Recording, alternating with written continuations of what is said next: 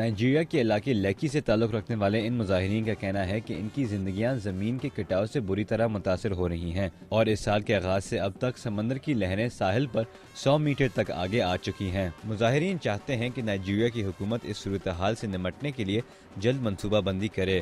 سلوسٹر اوبوٹا، جو اس علاقے کے مکینوں کی تنظیم کے ترجمان ہیں، کہتے ہیں کہ لوگ اب تیز بارشوں اور سمندر میں لہریں اٹھنے سے خوف زدہ رہنے لگے ہیں۔ یہاں لوگوں نے اپنا بہت سرمایہ لگایا ہے، اگر اس بارے میں کچھ نہ کیا گیا تو آئندہ ہفتوں میں ہونے والی بارشوں میں سب کچھ بہہ جائے گا۔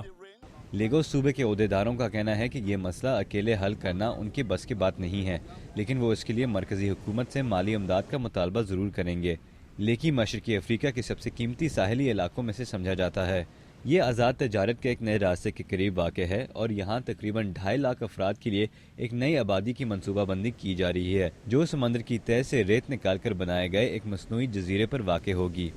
بعض مقامات پر یہاں سمندر اور خشکی کے درمیان صرف 20 فٹ کا فاصلہ ہے، اس لیے بڑھتے ہوئے پانی کی وجہ سے سمندر کے کنارے موجود کئی کاروباروں کو نقصان اٹھانا پڑ رہا ہے۔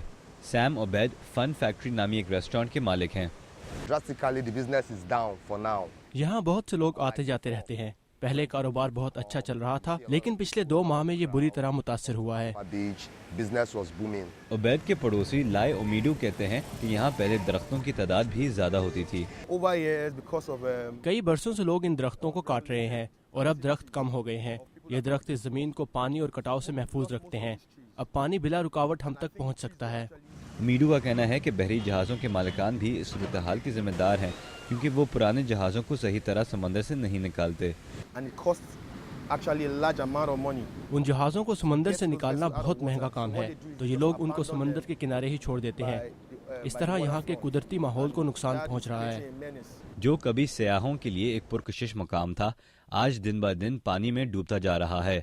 علاقے کے لوگوں کا کہنا ہے کہ اس سلسلے میں اگر جلد کچھ نہ کیا گیا تو ان کی عمر بھر کی محنت بھی ان لہروں میں ڈوب جائے گی۔